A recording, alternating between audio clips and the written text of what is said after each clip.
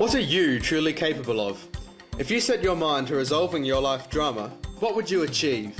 What would you do with your life if you could deal with your life drama and move on? In 1972, Karen Gosling knew that she wanted to help people and be involved at a hands-on level by listening to people's emotional issues and ultimately guide them to sort out their personal problems. She knew this because of her own experiences as an exchange student in Germany, where she experienced not being able to express herself or be understood because of language difficulties. And so, her journey began. Returning to South Australia, Karen would graduate with degrees in social work and a Master of Public Health and go on to work for 20 years in a 9-to-5 job in South Australia and Queensland as a social worker and senior medical social worker. She would assist clients in courts and prisons, those with dysfunctional families, displaced persons, refugees from Asia, and disabled children and adults. In hospitals, she would assist patients and their families suffering extreme stress in trauma, the spinal injuries unit, the intensive care unit, the brain injuries unit, and various cancer wards. In 1996, Karen would be instrumental in establishing a trauma counselling service at the Royal Adelaide Hospital, South Australia. Moving to Singapore in 1997, Karen would lecture part-time in medical social work as a visiting lecturer at the prestigious National University of Singapore. It was here she would discover one simple secret that changed her life forever: the power of being self-employed and running her own counselling practice. As Counselling Director at Gosling International, Karen would go on to counsel more than 3,100 people from over 78 different nationalities and thousands of staff from over 53 corporations. Within 10 years, she would become a leading recognised expert on individual, couples, marriage and trauma counselling.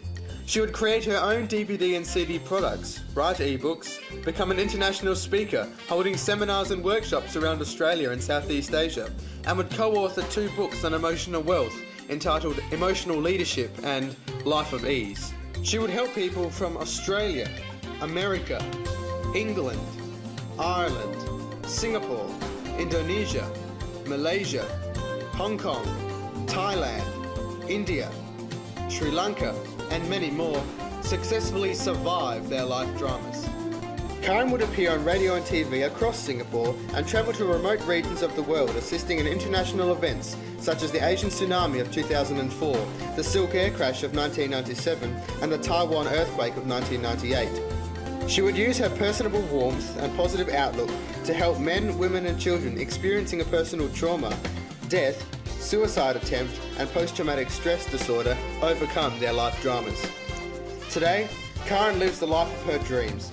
As a mental health professional and registered social worker, she feels immensely privileged to work on a daily basis with general practitioners, psychiatrists, school principals and allied health professionals to find the best possible outcome for her clients.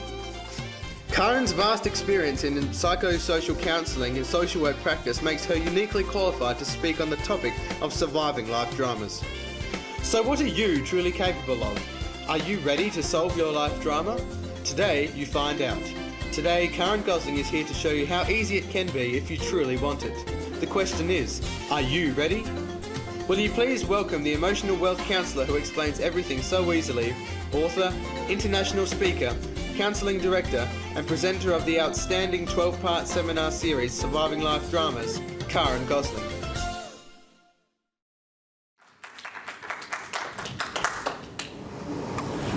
So, thank you. And as you probably could see, the little film was made for the launch of book and products about surviving life dramas. This was done some years ago in Singapore. And since then, since February 2009, Mike and I have been back in Australia, where we've lived both in Adelaide and now on the Gold Coast for some 5 years. And the statistics that you saw in the little video clip have now increased. I'm proud to report that the number of nationalities of people that I've seen is now up to 83, because we do keep statistics, and the number of books that I've been able to write in that time is 5. So I've got a few of them here on display for you this morning. The life drama that you may be having at this point in time is perhaps a relationship drama. And the topic of this morning's seminar is You Can Change Him. And there are lots and lots of women who have said to me over their years that they would be much happier in their relationship if only he wouldn't do this, or I wish he would do that. And I hear them talking about the fact that if their man would change, they would be a whole lot happier. I bet you've done that as well. I bet you've thought those sorts of things. Well, earlier this year, what I did was that I actually surveyed quite a large number of women who have become members and fans of my of my Facebook page, and they've liked the page. So I did a survey with them and I asked them to write down for me their single biggest frustration in their relationship. And we got quite a large number of responses, as you would imagine, and there was also a large number of different types of responses. And it ended up that there were 5 biggest frustrations, 5 themes that actually came about. And of those 5 themes, and you might be interested to hear them, was he's emotionally absent. Yeah. There's somebody who recognises that one. We have no sex anymore. He's addicted to alcohol or to porn. He's grumpy and irritable, or he doesn't consider my feelings. And again, they were the 5 biggest. They were the 5 biggest topics. There were more, but what I decided to do at that point was to actually write some tools and tips to assist women deal with those biggest frustrations. And as I started to work on these tips and tools, gathering together the tools that I'd helped women with over the years of my counselling, I realised that I could create a toolkit. I realised that I could create a number of different tools that would be helpful to people in different situations. So that if they were having a problem, so if you're having a problem in your relationship, you might like to grab a particular tool out of the toolbox and use it and change your man. So let me give you an example of the sorts of tools that you'll find in the toolbox. I've already read out to you the 5 biggest frustrations. So I'm going to talk to you for a few minutes about that problem of being emotionally absent. So think of about 2 girlfriends, Kathy and Megan. And they were meeting for coffee one Saturday morning, a bit like this morning. And they were chatting, as women often do, about their husbands and about their relationships, because women do talk about their feelings. And Kathy said to Megan, you know, I just get so sick of Mike. You know, when we're out at a function, he just talks on and on about himself, and he doesn't seem to realise that people are getting bored with him always talking about him, you know, and his work and his different interests, and he just can't read that people are bored. And he said, so when we're at home, I try and explain to him about how he comes across in the group, and then he feels as though I'm attacking him. I then try and talk about my feelings and how that behaviour impacts on me in the group situation, and he just doesn't understand my feelings at all. And she said, sometimes I just feel so alone in this relationship. It's like it's all about him and not about me.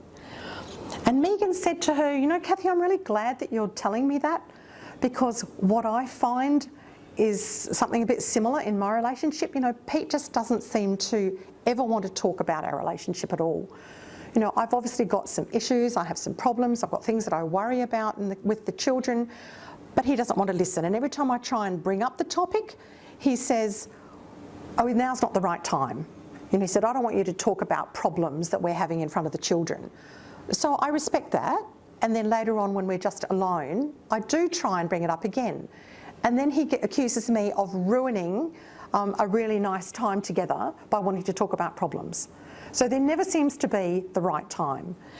And she said, you know, in my relationship, I just feel such a low priority. So these are 2 quite significant negative feelings that these women have got simply because their man isn't talking to them about their feelings. Women like their man to talk with them about how they feel and to let them talk about how they feel. So because this has become quite a significant problem in relationships, and a lot of women tell me that, I decided to produce a tool called the Oral Amplifier. And with the Oral Amplifier, it's about how to get him to talk more. So if you want your man to talk with you about his feelings, perhaps you've never considered that he may not be able to. It may be that he doesn't have the vocabulary to talk about his feelings. Perhaps he's grown up in a family where feelings were either not allowed to be displayed or certainly not talked about. And you may not know that if you don't talk about feelings and if you don't learn to recognise what your feelings are as you're growing up, you'll never use them.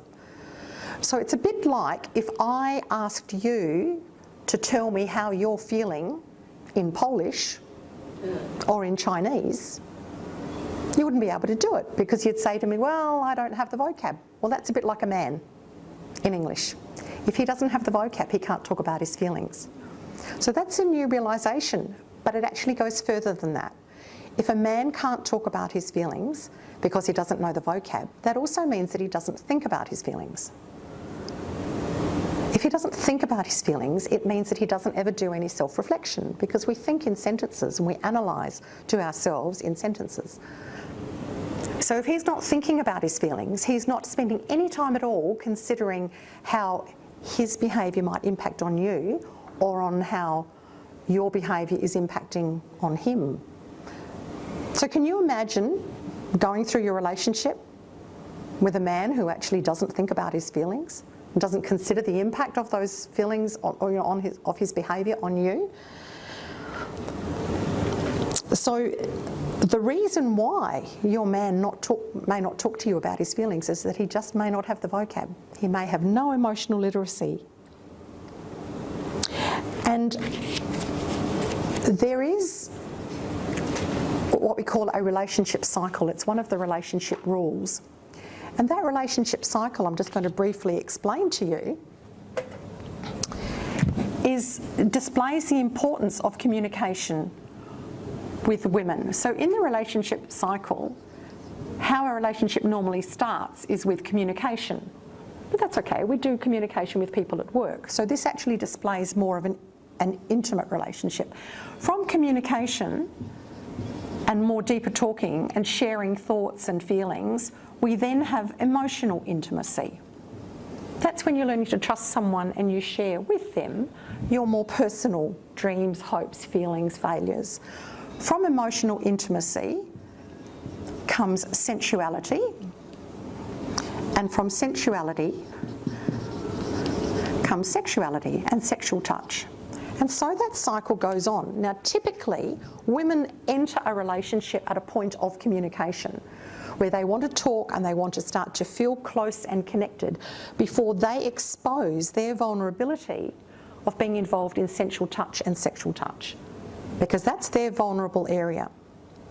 That's what they are seeking with their man before they have sexual involvement. Typically, not always, but typically, a man enters a relationship at this point seeking sensual touch and sexual touch with a woman before he's prepared to show his vulnerability, which is communication and emotional intimacy.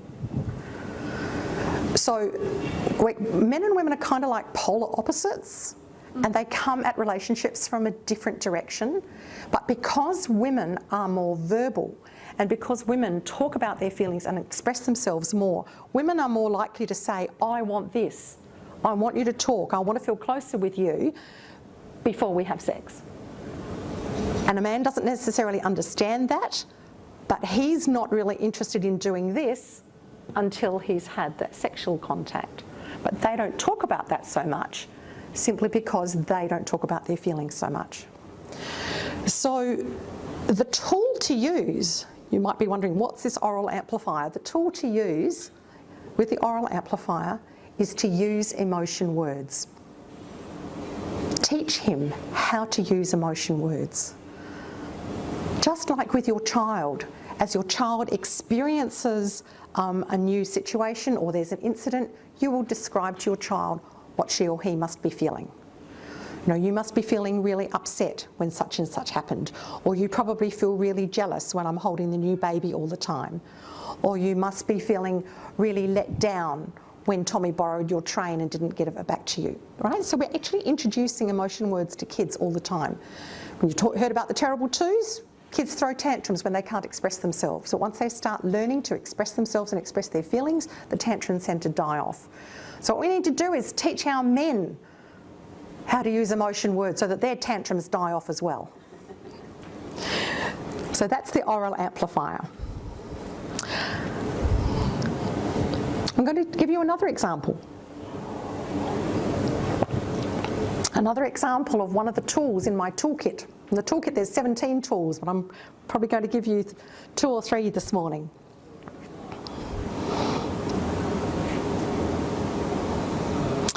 Here's another story about Alice and Tom. And Alice says to Tom, "Tom, are you listening to me?" And he says, yes, of course I'm listening to you. And she said, "Well, I never know that you're listening to me. Why don't you look at me when I'm talking to you and acknowledge me so that I know that you're listening to me?" "Well, I didn't know that you wanted me to look at you. You know, you always go on and on about things, so I can't always be looking at you." And she said, "Well, unless you acknowledge what I'm saying, I don't know that you've heard me. And I've got some chores I want you to do on the weekend. We've got visitors coming and I'm going to ask you if you'd like to, not if you'd like to, but if you would please clean the bathroom."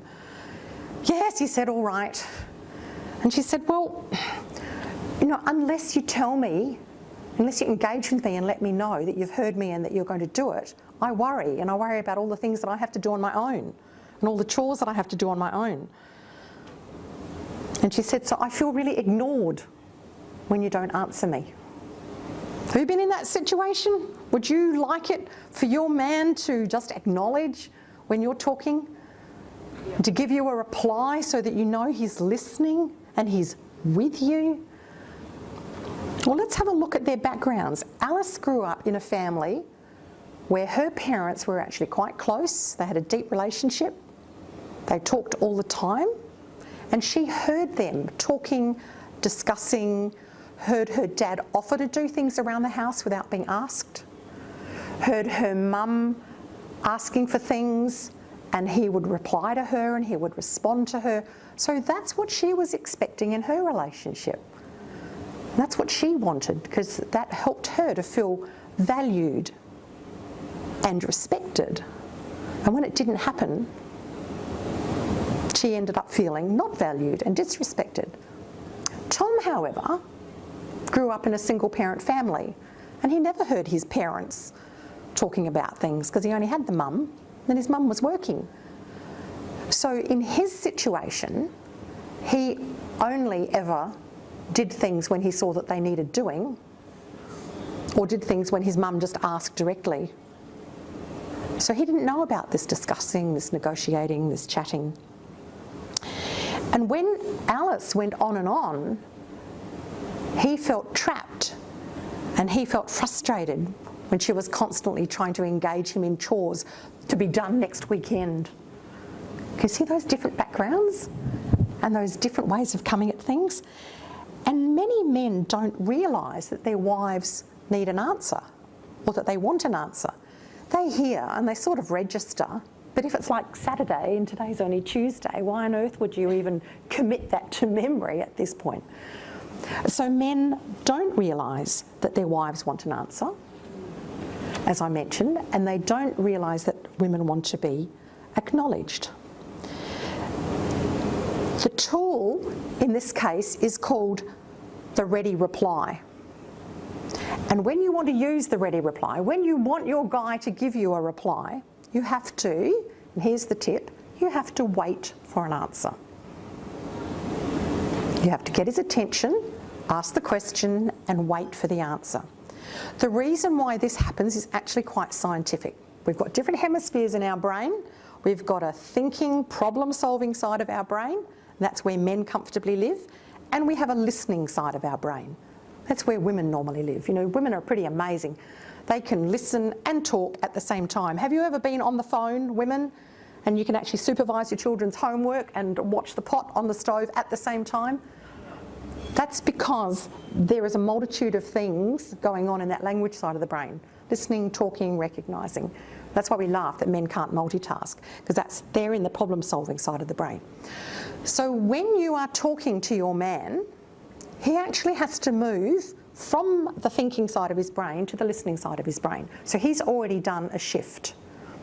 When you ask him a question, he has to actually shift back again from the listening side to the thinking side to think of an answer and to process whether or not he can do this job that you've asked him or what other things are going to interfere with it. Then when he's thought about it, he has to swap back to the language side of the brain to actually create a reply, and then he has to judge whether or not it's safe to say it, and then he'll speak. Now that whole process of swapping sides might take 3 seconds. There is a delay, there is a gap. Now typically what happens is that a man will come back to answer and discover that his woman has already kept chatting on. She interprets that silence, that 2 or 3 second gap, as him not being interested, or that he's not going to answer, so she keeps talking. And many men have said to me that they get very frustrated when they come back to the conversation and discover that she's already talking on, he doesn't have a chance to contribute, or she's even changed the topic, so he doesn't bother to say anything. And that's often the reason why men don't reply. So I say to women, you must wait for an answer. In order for you to get a reply, you have to wait for it. That's the tool. Because men cannot just listen without contributing something. They cannot just listen for more than about 15 minutes. So if you're having a conversation, women, with him, and you're going on and on and on and on and on, know that 10 to 15 minutes, he will start to tune out. And you'll see that, his eyes will glaze over. And that's because men cannot listen for that length of time. So in order to engage them and to have them involved in the conversation and contribute to the conversation, he has to actually be able to say something. So you've got to give him a chance to say it. So this tool, the ready reply, is about waiting for an answer, and then you'll actually end up having a great deal more conversation. There will be more of that give and take that you're looking for. And coming back to this, you'll have a lot more of this. And then you'll have a lot more of this.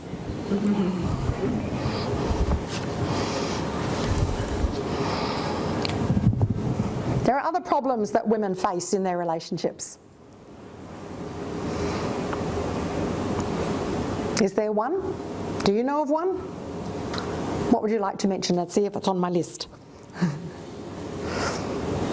If I said TV, is there anything about TV that annoys you, ladies? No, they tune out completely just onto the TV. They tune out onto the TV, and if they're not interested, they flick the switch. They use the remote. Yeah. Every single woman that I know, when we talk about TVs, gets irritated with the guy flicking the remote control. So I want to tell you about Steve. Way back, I was a social worker at the not the Gold Coast Hospital, the Royal Adelaide Hospital. You may have seen that I was working at the Royal Adelaide Hospital for some years. And social workers there, as I was heading up a team there, and normally females, but we had Steve come to join us. And it was really great having Steve as part of our social work team, because we got to ask him a lot of things about male perspectives on things. And we'd ask him about relationships, and we'd talk about communication stuff, and we girls used to really rack his brains. He was like one of us. But you know, even though Steve said that he knew a lot about himself and that he'd done a lot of self-study through his social work studies, and he was actually very caring and a very empathic man, there are some things I realised that never change. And one of them is about remote controls.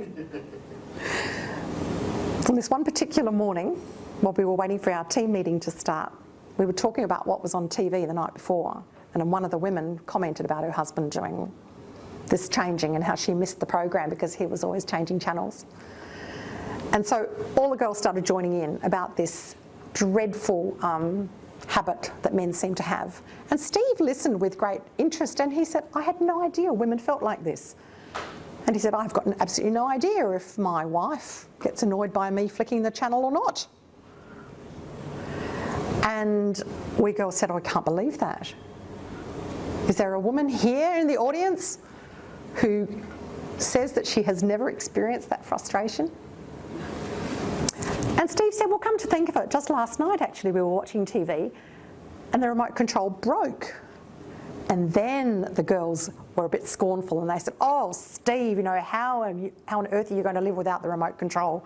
What are you going to do now that the remote has broken?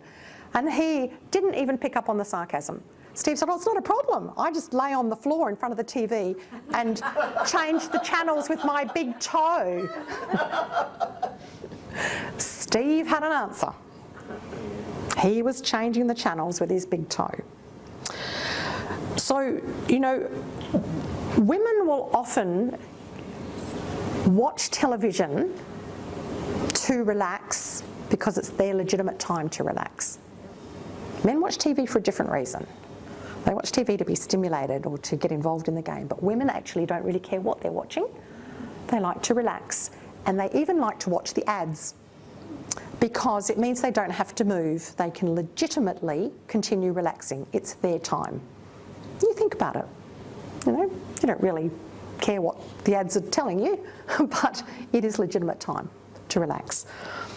And so they like to watch TV for that reason, and they like to get involved in their program, and they like all the different relationship scenarios that are going on in their program. But if they're watching with their guy, if an ad comes along, what the guy does is he changes the channels because he loves gadgets, he loves playing with gadgets, that's what relaxes him, and he likes to see what's on the next channel, to see if there's something more interesting. And then he gets involved in what's happening on that channel, and then the wife gets exasperated because she starts to get anxious that she's going to miss out on the former program, just in case he doesn't turn back. And then he doesn't turn back, and she gets more and more exasperated, and she ends up feeling that he's got no regard for her feelings. She ends up feeling that he doesn't consider her, he's selfish, he's not interested in what I want to watch, he doesn't listen to me when I ask him to turn back, he no longer loves me. It goes on and on. And in fact, I may even consider leaving him to be with someone who cares more about my feelings. I mean, it explodes out to something really big. Men have got no idea. Men have got no idea that that's what she may be thinking or feeling when he's flicking the remote control. For him, using the remote control does not mean I don't love you. He doesn't understand his wife's distress. For him, it's just playing with a gadget and let's see what's on the other channel. So, the tool for this particular relationship problem is called flick the switch. It's like changing the way you do things. The tool, flick the switch, is about behaviour modification. And if you don't know what behaviour modification means, it's really like train your guy to do something different. A bit like how we train our children to do something different. Now, I'm not saying that husbands are like children, but I am saying that they can be trained. A bit of kindness, a bit of respect, a bit of love, and getting them to do things a different way, guys can be trained. So here are some suggestions if your guy is constantly using the remote control. One suggestion is that you can walk out of the room. Go find another television or a computer and watch your program on that. He'll actually miss your company and he'll come and following you and say, where have you gone? And then you've got a chance to tell him and tell him why you've left without criticising him. Or, and this is a really good trick, buy yourself another remote. It costs you a few dollars down at the local variety store. And then you can tune it in and you can use your own remote to flick it back to your particular channel after he's flicked it away to make sure you don't miss out on your program. All right? Just buy another remote and flick back. Or if it's not really interesting, take up a hobby, go to another room or even in the same room, do some reading, do some crochet, do some tapestry, do your scrapbooking and let him have the TV to himself. Or you can negotiate with him. Tell him that if he stops flicking and lets you watch your entire program, you're going to be a much happier lady. And that if you're much happier by the end of the evening, and you're still happy at the end of the evening, he's probably got a better chance of being rewarded. See if that makes a difference. Are there any comments or questions at that point from what you've heard already? It's just such a common thing I hear from my mum about dad. Constantly. And I would say there's something about that too. I call it very guilty challenging. I don't think it's not that serious. But then we don't watch a lot of TV anyway, so we don't really have that issue in our house. Okay, well, if you're guilty of some of these, if you're guilty yourself, even you women, of being, because some may not have heard that comment, you know, one of the ladies here said that she's guilty of perhaps doing that channel flicking as well. Just be aware of how it impacts on other people, because there's so many little things in a relationship that start to become annoying. Not at the beginning of a relationship. You know, at the beginning of a relationship, you don't seem to notice those irritating things with your new partner. You know, your partner's always the best thing since sliced bread when you're in a new relationship. And you just... New relationship, he'll sit through football. That's right. I remember doing that. That's insane. I never watched it. You do things that you never ever thought you would do when you're in a new relationship. That's exactly right. But you know, as a relationship goes on, little things start to annoy you, and when they don't change, women in particular tend to dwell on that irritating behaviour. And the irritating behaviour becomes, he doesn't care about my feelings, and then it becomes, he doesn't care about me, like I said, and then it becomes, I don't think I can stay in this relationship. And of course, the man's got no clue. The man has got absolutely no clue that you're thinking about leaving him for a more caring man because he flicks the remote control. And that's the reason why I'm talking to you women, that if you want to change your man, you can, but it actually means that you can, or you need to do something a little bit differently to get a different response from him. And that comment you were talking before about the waiting for the answer, I've known that when you said it, I went, yes. And I used to practice it with my son, my male son, when I was parenting, waiting that minute for the answer almost.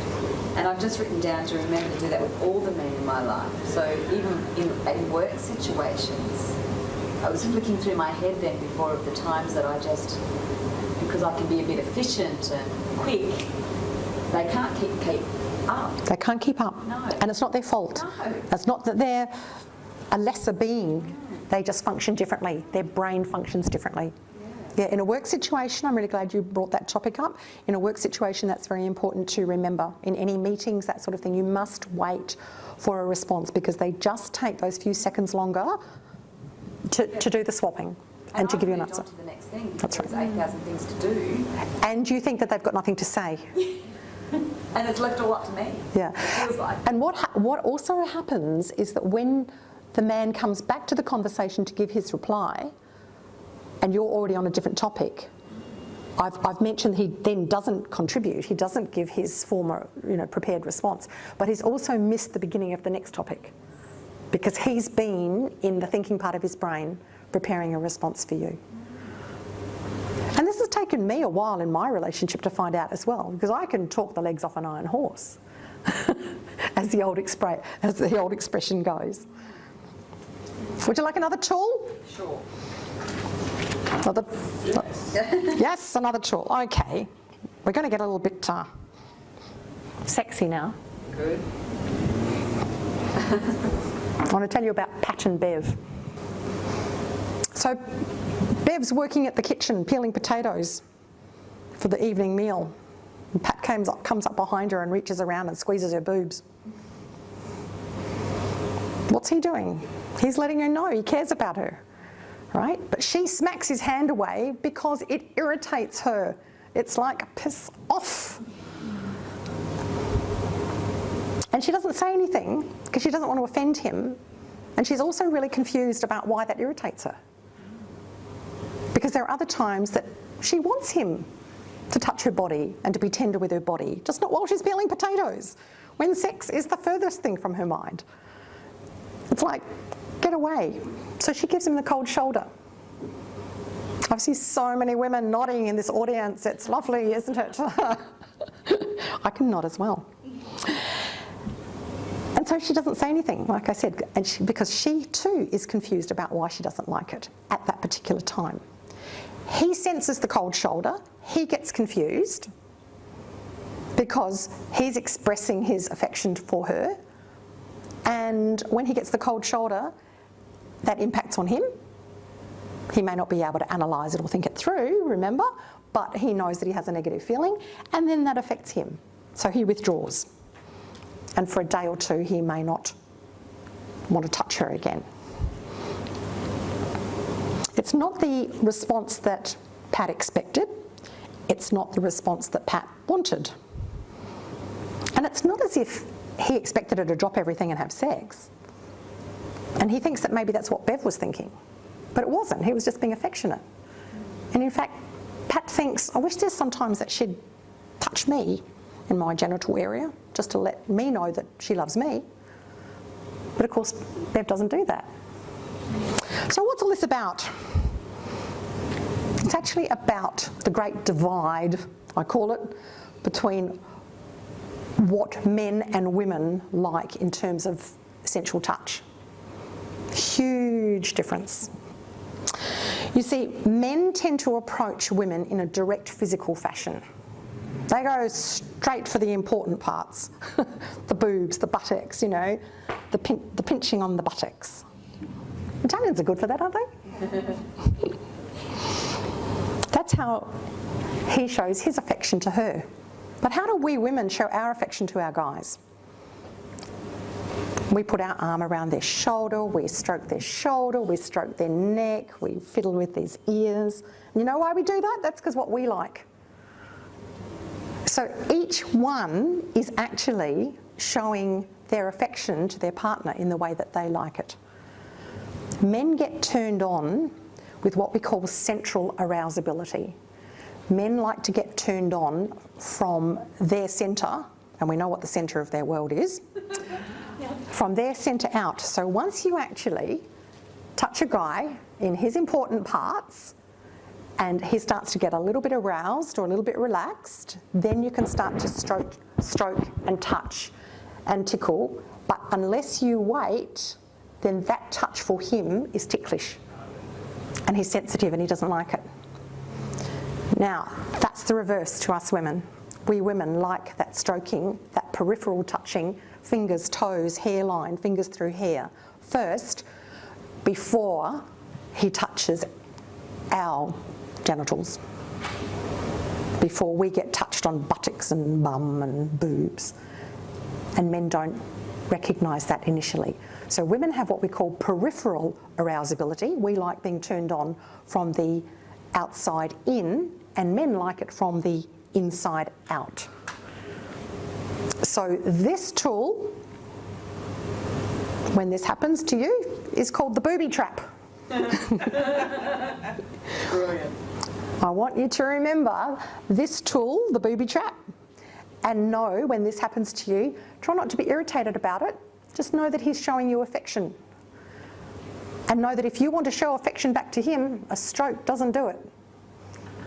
A nice grab does, perhaps not in public, but a nice grab where he likes to be touched does it, because that will indicate to him straight away that you care about him. So that's actually the tool. Can I say the words? To touch his penis. But you can tell him, this doesn't mean that we're going to have sex.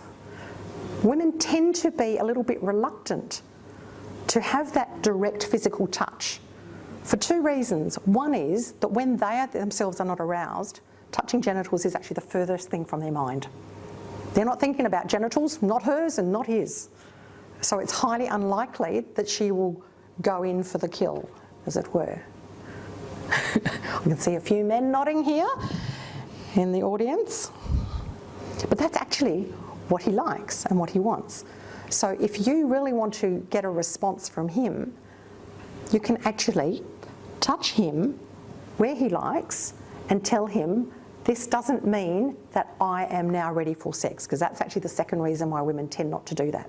They don't want to give a wrong message. They don't want to give the message that if I'm touching you in this private area, that means that I'm feeling a little bit horny and I want sex, because it may not mean that at all. It's saying, I'm now more aware. I'm learning what's important for you, and I'm going to do this, but it doesn't mean to say it's time for sex, because I may not have the time, I may not be relaxed enough, I may not have the availability, it may not be the appropriate place or the appropriate situation. So don't interpret it wrongly, but I'm letting you know that this is what you like. That's the Booby Trap. Is that new information? Yes. It's good information, isn't it? It's good information. Any comments there? My comment would be that it's true. As a man, men come into a relationship, as you said earlier, because of the physical component, and they learn about the communication and the emotional intimacy side of things. Men tend to need that physical side of things more so than women do initially. I think that's generally speaking. And Karen will probably talk about love languages later on, and that'll become even more pronounced at that time. But yes, any time. Thanks for sharing now. This is our seminar now, not just mine. All right, so since we're talking about Karen and Mike and being a little bit transparent, I'm going to tell you a Karen and Mike story as I introduce my 5th tool, because I do have the time to tell you 5 tools. Remember, which ones have we done so far? We've done the oral amplifier, Ready reply. the ready reply, flick the switch, booby trap. This next one is called the sly why. The sly why. Now, when do you use the sly why? You use the sly why when you are sick of him always being irritable and grumpy and defensive. How many times do we women ask a question simply because we want information, or we are making a connection with our man and we get an irritable and grumpy reply, and we end up being puzzled and confused and bewildered, and we have no idea where that answer came from? Ever felt that? Me too. So this is a Karen and Mike story. It's when we were living in Singapore, and we had moved into a new area. And on one particular Saturday morning, Daniel will remember this. Dan, my son, is here in the audience. In fact, he's doing the filming for us. And we were on our way to the local shopping centre. Now, I'd only been to this shopping centre once since we'd moved to the new area. So this time Mike's driving, and I said to him, "Why are you driving this direction?" I was asking a question and I was thinking maybe he knows a different route, or maybe this particular direction has got fewer traffic lights, or maybe he comes into the shopping centre via a different entrance, which might be closer to the parking. There are a number of different reasons why he might have been taking that different route, and I was interested to know. So I simply said, "Why are you driving in this direction?" And the answer I got straight off the cuff was, "Do you want to drive next time?" That's right. And I just sat back thinking, where did that come from? But I knew by the response, I knew by the grumpy and irritable response, that Mike somehow had felt challenged by his choice of route, or he felt attacked because it was the wrong way to go. And it wasn't any of those things. And then I sat there quietly in the car, like withdrawn and a little bit shriveled up, because I'd had the attack. I felt it was unnecessary. I felt it was unjustified. And I can remember thinking, where do these answers sort of come from? Because all I was doing was asking a question that I was hoping to get information. Secondly, I was having a conversation with my husband on the way to the shopping centre, and it was a time for nice communication, which didn't happen because then it was silent. I wasn't attacking him. I'm not a person who goes around deliberately attacking people or criticising them, and I would expect my husband to know that. I would expect him to know that I'm not a person who goes around deliberately hurting or attacking. So why on earth do I get those sorts of responses? What I learned from that, and other similar responses and other similar incidents over the years, 38 years we've been together, got a wedding anniversary this week. And what I learned was that you have to be a little bit sly, women, when you ask a why question. Remember I said before about problem solving, thinking, swapping? When men hear you ask a question, they don't necessarily hear the first little bit, or they only sort of come in a fraction of a second after you've started talking. So if the first word of your sentence is a why, think of it yourself. How do you feel? You feel challenged. Yeah. Why aren't you doing this? Or why didn't you do that? A why question is an attack. And then if the second or third word that they hear when they finally tune into you is you, of course it feels like an attack. Why are you driving this way can sound like an attack. And so what do you do when you feel attacked? You attack back, or you get defensive. Because from the man's perspective, they don't know why they're being attacked. All he's doing is driving to the shopping centre and thinking about things. So the tool, the sly why, is to be creative and ask your questions in creative ways. It can be things like, can you explain why we're going in this direction? Or, I noticed that we're going in a different direction and I'm really interested to know why we're doing that, because I didn't go this way last time. Can you see what I mean? It's the same question, but it's in a different way, because by the time you ask the question, the man has tuned in. You're not asking a why question, it's sort of just tucked into the sentence there somewhere, and they don't feel attacked, so you don't get the defensive response. Men like to feel needed and clever, so they will reply to your question if they know that you're seeking information. And they especially like helping the woman that they love, because they want to keep you happy. So that's the important tool to use, the sly why. The other thing also is that, as well as feeling attacked and challenged, men do tune out when women just chatter all the time. I can hear Mike laughing in the corner. Yes. And your son. And your son. And son. Yeah. Women, as I say, we do this to connect with a human being. So what do? We communicate, we chat, chat, chat. But men hear it as this drone of noise because they are thinking, they're in the other side of their brain. My son even does this to me now. He goes with his fingers. Oh, keep quiet, mum. There you go, another tool. Keep quiet, mum. Can I just comment on that? Being a man who is definitely I always just drift off into my own head. And it especially happens when I'm driving with someone, especially when it happens when I'm driving with a woman, as you say, they just natter and blab on, and I often dissolve into my own thought process. And it's really interesting because you say we're feeling attacked, and I think the reason we feel attacked is because in my head, I've already done the route planning and troubleshooting and thought about traffic and thought about lights and thought about parking entrances and done that troubleshooting, and I'm like, well, have you thought about that? You know, why are you questioning me? I haven't ever expressed the fact that I've done the planning, but it's like, well, you should know. Obviously, if I'm driving, I've done the planning. I know where we're going. I know that road's closed because last night at 4 a.m. I drove past here and there were tram works and or whatever else.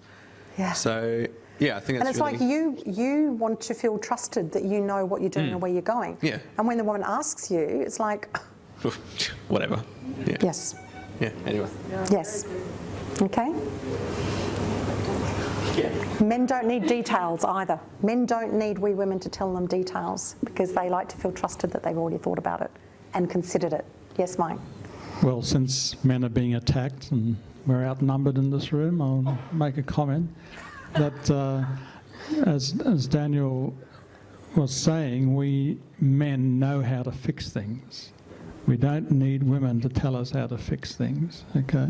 Yeah. So if you ask us a question which we've already worked out, gone through all the pros and cons as Daniel was describing, and have made our choice or made our decision, that's it.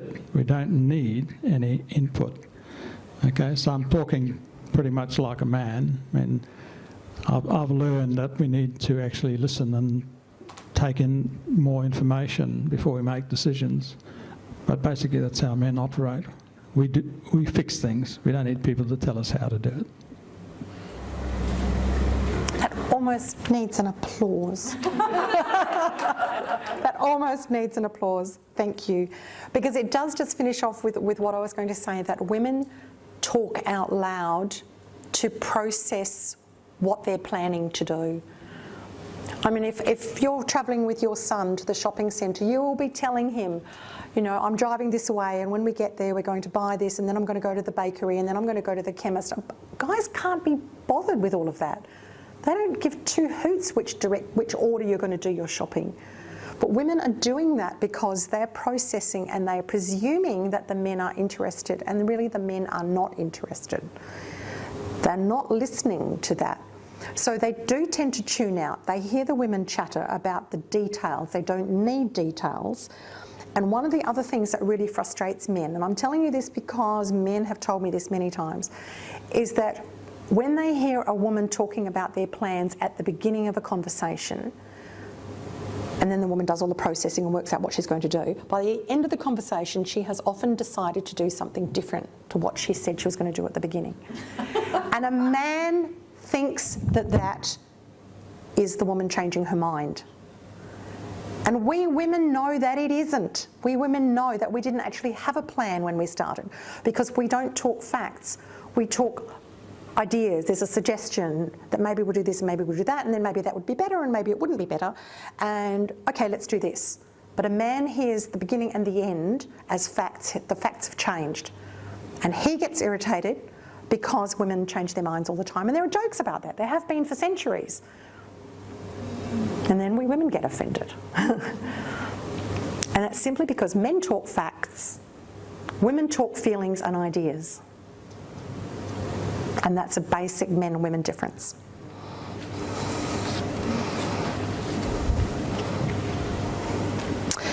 And just to give you proof of that, would you like another Karen and Mike story? Yeah. The Karen and Mike stories are good because they're real. When Mike reads a book and gets engrossed in a book, he highlights the important bits, writes notes down the side, dog ears the corner. And I've observed him over the years we've been together reading books like this, and it absolutely devastates me. It doesn't irritate me, it hurts me. Isn't that strange? Because when I read a book, I look after it. I don't let coffee spills on it. I don't spread the book out. You know, when I'm up to a certain page, I use a bookmark. I lend my books out. So after some years, when I noticed that Mike handled books very differently to me, I gave him a bookmark as a birthday present, and he never used it. He just kept on spreading the books out and writing. And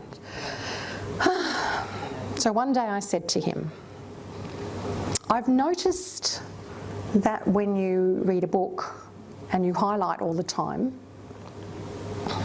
you know, but you never use the bookmark, so how do you work out where you're up to? How do you find the place where you're up to?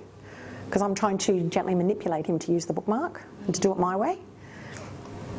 And he said, oh, that's easy, it's just where the highlighting finishes. That's where I'm up to. So then, because we're having a conversation about it, there was no attacking there, it was just that sly why. You know, why are you doing it this way? I then explained to him how I felt when he handled books in that way. And he was astounded. He said, oh, I had no idea that this was a problem for you. He said, this is my book. I can do what I like with this book. So we went on to talk about books. I don't even know if you remember this, Mike. We talked about books and our different experiences of them. And I've already told you my experience, that I look after books. I never break the spine. I never mark them. I lend them out because I'm really into lending out and sharing my knowledge. Mike said that growing up, when he was given a book as a gift, it was his book. He could do what he liked with it. He could write on it, he could mark it, he could underline it, he could dog ear the important page, the important passages, and you never gave your book to anybody because it might never come back. It was always his book to do with what he liked. So two entirely different perspectives about how you viewed the possession of a book, what you did with the book, what the book meant to you. So the way we then managed this little difference, not a disagreement, it was a difference, but it was a difference that was important because we're very into books, was that for significant books we have two copies. I have one on my bookshelf in my counselling room, and Mike has one on his bookshelf which is marked and dog-eared and pencil scribble. And then if I give my book out on loan and I need it, I can always go to his because it's on his bookshelf. So that is just another example of when you use the sly why. When you want information, don't just say, why do you do it this way? Get around it in a creative way, and then you end up having a discussion about it. You learn about different methods. So this tool, we've talked about 5 tools and other tools. There are 17 in all. Together form the toolkit that I spoke about, and it's called Change Your Man Toolkit.